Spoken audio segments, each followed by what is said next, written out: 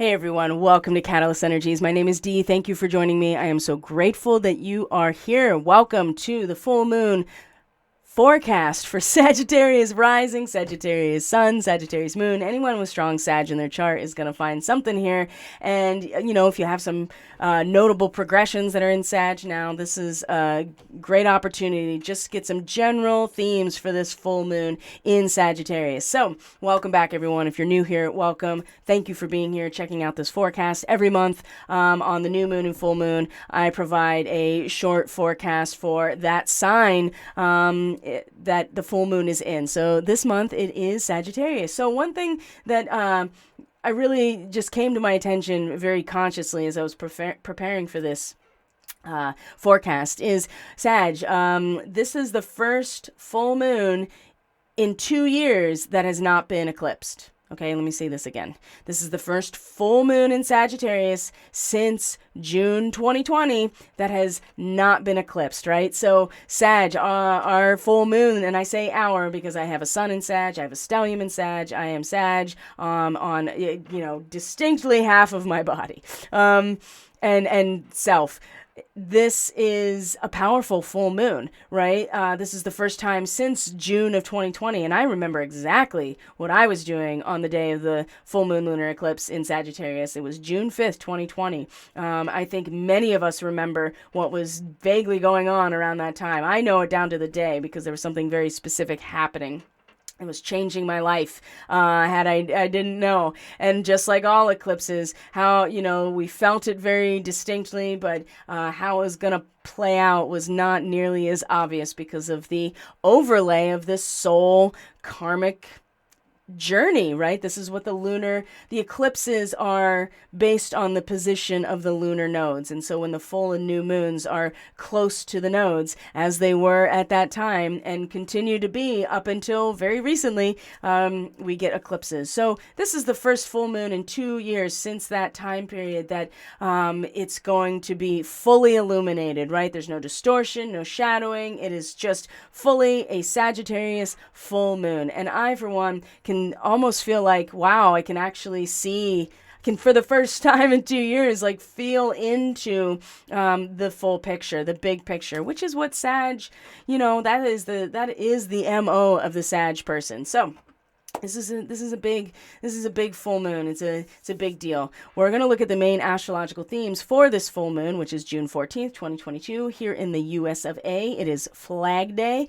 And we are, Sagittarius rising is the ascendant of the United States natal chart, if you didn't know. So we are going to go through the main astrological themes for Sag rising. Primarily, we're going to look at the houses, but Sag moon and Sag sun, of course, and it is going to take us through the end of this lunar cycle, which is going to be a new moon in Cancer on the 28th of June. Neptune will have stationed retrograde by then. We're going to look at what Jupiter is doing because Jupiter is the ruling planet of Sagittarius and in Aries now. There's been quite the expansion and maybe some extra risk taking here and luck, some good luck in the fifth house. Right? If you are a gambling person, Jupiter coming into the fifth like this, if you're a Sag, you may have actually been getting some good luck. The thing, though, is that Jupiter's going to station retrograde this summer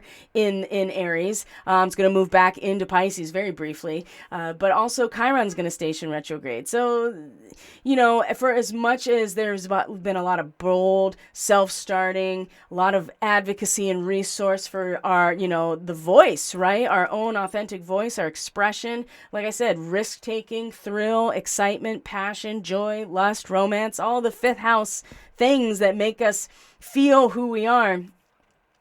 There's also this could go overboard, right? Especially with Mars in tow, acting outwardly. There's a lot of output. There's a lot of risk taking. There can be some real assertive behavior in truly in one's own self-interest, because the fifth house is still very much about the individual voice, our heart, and our expression of who we are. So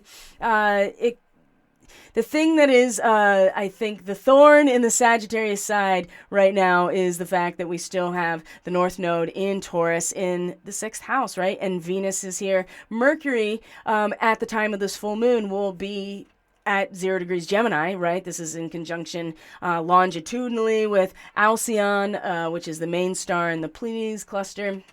So we had a Mercury Cazimi when it was retrograde on May 21st as the sun was coming into Gemini. And now Mercury is back, going direct, is going to come out of its shadow in just a number of days. So full speed ahead for the Sag person when it comes to relationships. I feel like now that the nodes are out of the sign of Sag and distinctly in the realm of surrender, right? Either to yourself or to the whole. And I would say, considering that the North Node is in Taurus and our the 6th house of the Sag rising person, I'd say that some patience is really being asked of the Sag person. What is that? What is patience? What is that? No, there's just endless expansion into the ether of possibility and big picture. But Taurus is fixed earth. And it is the challenge, I think, to most Sag people to find patience, to be in harmony with what is, rather than the endless expansion into, all possibilities, right? That's and understanding, right? That is the thing about Sag, is understanding. So there's optimism, there's a sense of wisdom here, and honesty, right? Like the big picture is a lot more accessible with Sagittarius around. So, but it's going to be in relationship. And this full moon, truly, Sag, this full moon after the last 2 years is finally going to be, was it all worth it in terms of how I feel about myself? Identifying with all of this polarization, this division, all of the dialectic of Gemini. Have we utilized it as a way to transcend our challenges, right? Are we seeing the resistance and the cold surface of truly just a binary system of 1 and 0s? Have we managed to find the way to glide over that surface rather than get caught in the feedback loop? And if so, how do we feel about ourselves? What is it about our subjective experience that's going to become fully illuminated in terms of our intuition, our emotional landscape, all of those things? So we can actually feel clearly, really in this moment now, and see how it is all panned out. So this is the essence of the full moon, especially Sag and Gemini, obviously, because it's in the houses that have to do with your personality, the 1st and 7th house. So you can see that right now, everything is kind of at the bottom of the chart for the Sag person, right? All the action is still in the areas of the individual consciousness growing and learning and establishing itself and coming to be challenged. That's the 6th house.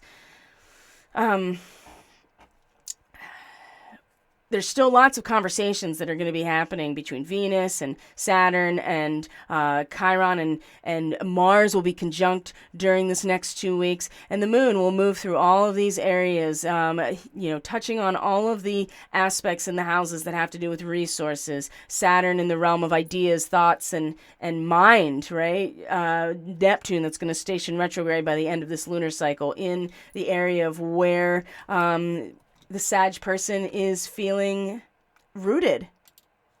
There we go. For as much as the Sag person identifies with their role in the collective values, the meaning, right? To tap into and embody a lot of ways, represent the big picture. What is interesting is that Pluto and Saturn, and now Neptune, and then soon Jupiter and Chiron, and even Uranus during this eclipse cycle, for sure. But even just in the summertime, things are all going to start slowing down in these areas, right? I mean, all of this these large cycles that have been moving forward are now about to take their own retrograde, right? And we're getting really close to the solstice. In fact, the solstice will be part of this full moon period, right? The full moon, the culmination, and then the dissemination to the distilled or balsamic moon. is all going to be through these areas of areas that are about to go through retrogrades or are in retrogrades, right? That it's something that has been slowly turning inwards and going back in time in some ways, or at least from our perspective. And isn't it interesting how much time is a matter of our perspective? So, which is what these retrogrades really mean. So I talked a lot about the general transits in the Catalyst Weekly Astrology Report. That's up on all of the platforms that you're finding this on. So if you're on YouTube, it'll be linked at the end of this video. If you're on other platforms, you just have to scroll down and you'll find the Catalyst Weekly Astrology Report. So I don't want to go into too much of the details of the transits. Again, you can just check that out. But just know that, the conversations for the most part are still, it's almost like kind of saying goodbye to like all that work that has been outwardly expressed here in these areas of the individual consciousness for the Sag, and preparing for some things to go into a more of a dormant or hibernation stage, and other things to start moving into the social identity as a whole, right? Mercury will be in the 7th house. Venus is going to come into Gemini by the time we get to the next new moon, which is going to be in Cancer, and everything. And the moon, of course, will be coming up to this area as well. And so I think that's going to be an interesting transition. So like I said, Mars and Chiron are being conjunct in the 5th house. This is the area where Jupiter is. So pay attention to what is coming out for you. If there is anger about who you've been, or if there's like some type of activity that you need to embark upon in order to reestablish a connection with nature and that spark of divinity within you, this is a great time to do it. Whatever the expression is, just keep in mind that's where you're going to get the most use out of it. Now, it also could be, it really depends on a lot of other things, of course, but it's really the individual expression. It's really less about your relationship necessarily with anyone else. That is something that is coming out with the full moon in terms of how you feel about that, and what that has brought forward for you. So when we do the Catalyst Classroom, we're going to look at all the fixed star stuff that has to do with this full moon. It's a triple starseed activation, Orion and Spica and Arcturus. There are some really prominent fixed stars that are around this degree of Sagittarius. We're getting close to the galactic center, and there will be relationships with this moon in Sag, with Saturn, with Neptune, before the moon, transits out of Sag. And this relationship between Saturn and Neptune is ongoing. The Sun is going to have a relationship. Venus is going to have a square to Saturn during this time. So as you have this culmination moment, Sag, in terms of yourself, your subjective experience, how you present yourself to the world, also keep in mind that that's going to disseminate all the way through the next 2 weeks. So the next big moment for the Sag person, we're going to look at the 3rd quarter moon and the solstice during this time. So that in itself is like a whole thing. Every year the solstice comes around, 0 degrees Cancer, right? This is a moment of peak light or peak dark, depending on where you are. But the idea is that we are absolutely fundamentally setting a root system, or setting roots at this time, identifying with where we have set the roots, right? Which is usually land, family, country of origin, right? That Cancer energy is the Chariot. There is something protective about the shell or the containment, the lattice structure of our relationships and our emotional threads tying together. So every year for the Sag person, the sun comes into 0 degrees Cancer. We all kind of like raise the new flag in some ways and realize that we are going into the descent now. We are going into the yin phase in the northern hemisphere, and the southern hemisphere is going into the yang phase. And so there'll be there's like another juncture here. There's another point of opposition, and then the thing turns over again. So it's in the 8th house, though, for Sag. And so this is always about resources that are created from relationships. Not that are already there and that we're in harmony with, but are actually generated by coming together. The desire, the yearning, the drive to come together and create more, right? To utilize the power that we each have to create more, to produce more, to distribute it amongst ourselves. These are the best case scenarios of 8th house. It's usually death, sex, and taxes, right? And all of those things they bring up a lot of deep feels, and power is always a dynamic in the 8th house, because that's what's generated is power, and where it comes from, what it's done, what's done with it, all of those things. Again, Sag, at the solstice, right before coming into it, we have our 3rd corner moon, which is the last degree of Pisces and the last degree of Gemini, because what I think is interesting here is Neptune in the 4th house for the Sag person has been really establishing a broad and vast and spiritual and very transcendent network of connections in the inner life, the personal life. But it's been very broad and sometimes very confusing. There's not necessarily a lot here, but think about it as the water kind of seeping through the soil and creating the channels in the soil through the water seeping down. And kind of setting, clearing the pathway through the rain or the water seeping in. It's creating a pathway for the roots to then really easily find their way. And something to consider here is that while plants respirate, like the plant material respirates opposite of animals, right? So they take in carbon dioxide and they respirate or exhale oxygen. The roots don't do that. The roots actually need oxygen. And so imagine if these pockets are created because the channels of water, right? Neptune and Pisces. It's just, broad and vast, and is, like I said, very transcendental and very spiritual in terms of one's and humanitarian, right? A very simple way to think about Neptune, especially in Pisces, very compassionate humanitarian. So it's been very broad, sometimes confusing. There's not a lot of walls or boundaries here in a house that really is supposed to be establishing that. So when Neptune stations direct here on the 27th, I think that it's going to be a lot clearer.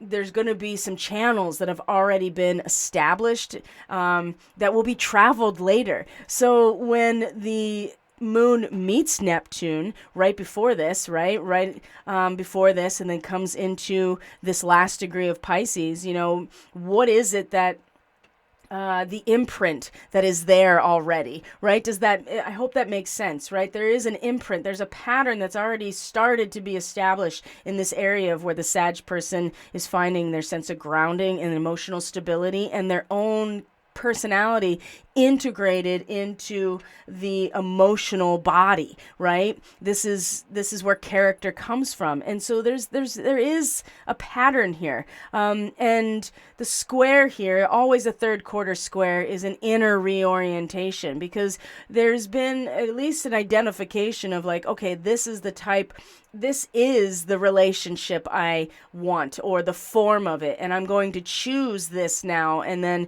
it's with the solstice, of course, that the flag is raised and identified with what is produced from that commitment. The inner reorientation is, I think, and the square with the moon in Neptune is, well, the square with the moon at the end of Pisces, it just coming off of this conjunction with Neptune, I think is really,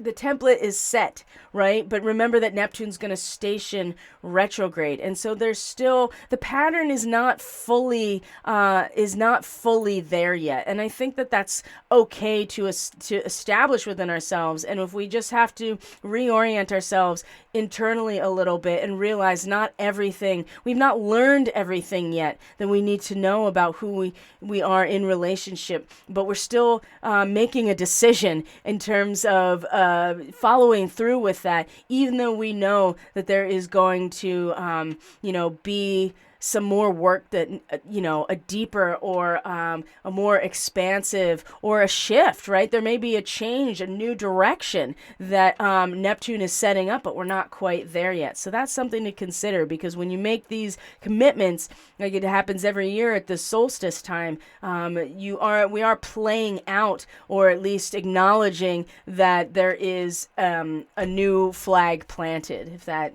makes sense. Oh man. It's like it's been so difficult, I think, for the Sag person in general for the last 2 years, that it's like, oh, okay, I get to actually like redefine myself. I've been doing that for the last 2 years. Oh, that's really interesting. And now there's this sense of real bravado and like almost, and the confidence. The fifth house is definitely very confident, and to have Mars here and Jupiter's the ruling planet is a huge boost, but it's not all done yet, right? Like I said, all these retrogrades down here are going to happen, and that's something to consider as we move through this rest of this lunar cycle. And so, yeah, let's take a look at that, because we're going to see here, this is the 28th, and so we're just shy of a new moon in Cancer that is going to be square Jupiter, okay? So speaking of a challenge here, now, it's going to be 7 to 8 degrees Cancer. Black Moon Lilith is going to be here. Remember, this is the 8th house. And you're really starting at this new moon is the beginning of growth in this area. And part of that is almost imitating that which you want to grow into. And so you are at the very least, when we get to this point, Sagittarius, just keep in mind that it is about the power dynamics and the quality of the relationships in terms of what is produced that you are now will be working with. So Neptune will station retrograde, speaking of a water house, right? The 4th house, especially for you. Neptune is stationing, right, is going to go retrograde, and the sun is the sun and the moon, the new moon, will be in a square to Jupiter. And so there's protection here, right? But you don't want to overdo it. And I think that that's a big part of this Jupiter in Aries for the Sag person, is to, if you are so expansive and so, you're not giving, there needs to be an opportunity here to not only kind of practice, but also too to be sensitive to what is coming in, as well as what's going out, if that makes sense, right? The 5th house, when you are creatively expressive, you also have to be creatively inspired. That energy has to come from somewhere, and it comes from a strong root system. And knowing that Neptune is going to station retrograde here in your 4th house means that there is more work to be done here, or at least there's some confusion that is going to clear up here. So, I just get the sense overall that Sag is going to want to kind of, the energy is going to start pulling the Sag person into the social identity more, with Cancer and Gemini going through the rest of this lunar cycle. Because you will have seen like, oh, and you kind of get an idea of like how to proceed forward after this. But remember, I mean, there are the nodes are still in the 6th house. Uranus is still in the 6th house. I mean, there is reform and revolution personally here, and real strong soul evolution that is still in the day-to-day use of resources in order to reconstitute yourself. And it's one thing when you see the big picture and you're like, let's do it, right? Because Sag never, there's never any blockage here for Sag. It's the sky is truly the limit here. Taurus is another system entirely. It is definitely like, okay, well, there's natural law here, and there are actual principles to our resources, and it has everything in patience, right, and harmony, and yet having to be practiced. Right, it has to be practiced, and it has to be integrated into the everyday. It's not enough to just have this connection to the flower, right? That's great. it's the root system that draws the minerals into the plant in order to grow the seed. And the seed is what's released with the seventh house. There's a surrender to it. So there's a lot of like, hey, let's get into this, but there's still stuff going on here. And remember, Chiron, Jupiter, Neptune, Saturn, Pluto, all stationing retrograde, very, throughout the summer, right? And these three big ones right here in the most fundamental houses next to the first house, they're all retrograde by the end of this month. So just know that there's going to be the slowdown. There's going to be the internalization. There's going to be the flipping inward of some of these really large cycles in areas that have to do with assets, that have to do with your mind and what's right in front of you, and especially where you are rooted and the quality of your inner and personal power, and where it's coming from. Oh boy, there's Neptune's going to pass over that 25 degrees of Pisces 2 more times. And this is always just such a strong soul purging. And so there'll be more. Okay. So just keep that in mind. So Sag, I think we covered everything that really needs to be covered. It's mostly just to give you an idea of the themes that are running through the Sag chart for this full moon. I'm just excited to have a not eclipsed Sagittarian full moon for the first time in 2 years. So I think there's going to be, in general, a lot of optimism, some really really tapping into our emotional strength. And for the Sag person, finally not feeling almost like feeling guilty about being a Sag, because it has been where the South Node has been. Knowing that it's in the polarization, we are learning so much right now. So I feel like we can finally almost go back to ourselves, which I have been really struggling with, especially because I have no Gemini. As a Sag stellium and as a Sag sun, I ain't got nothing in Gemini in my natal chart. I have my progressed moon in Gemini right now. It's like the only thing that's like hanging on to Gemini right now. So, yeah, let us know in the comments how you're doing. If you're a Sag, if this is landing, if it's making sense, if it's not making sense. I am open to any measure of feedback. So a couple things I want to share with you in case you haven't already seen on social media or on my email list. This is a great time to get on my email list so you can know when I am scheduling the next Catalyst Classroom, which is going to be about all of these themes surrounding the Sagittarius full moon. But I wanted to share, number one, that I am offering the Solstice Readings, Root Power, because regardless of where you are in the globe, 0 degrees of Cancer is the establishment of the root system. So these are a sale for 60-minute or 90-minute recordings that I am offering for the solstice. If you want to see solstice to solstice, right? What's going on for you in that realm. And the other thing I want to show you, if it's here, yes it is that I'm offering a sale on my Starseed readings. So this is a 25% discount. So $66 USD for a 60-minute recording. We go over all your starseed markings, right? And we lay it all out. And this is a great foundation for a lot of the work that I do with the Catalyst Classroom, and just the way that I continue to work with people and teach people how to use the chart and their starseed markings. So this is very foundational, and this is something you can also book at catalystenergies.net. So I'm going to leave it there for you, Sag. Thank you so much for being here. I truly appreciate each and every one of you. Sag, we are back. We are back, and I think that we have a lot to offer the world in terms of our capacity to pull it all together. But it starts with us first, and pulling it all together and understanding ourselves after 2 years of the South Node being in our sign. So I'm excited for that. So take care of yourself, Sag. Thank you so much for being here as part of this new Earth journey, and I will see you on the next forecast. Bye.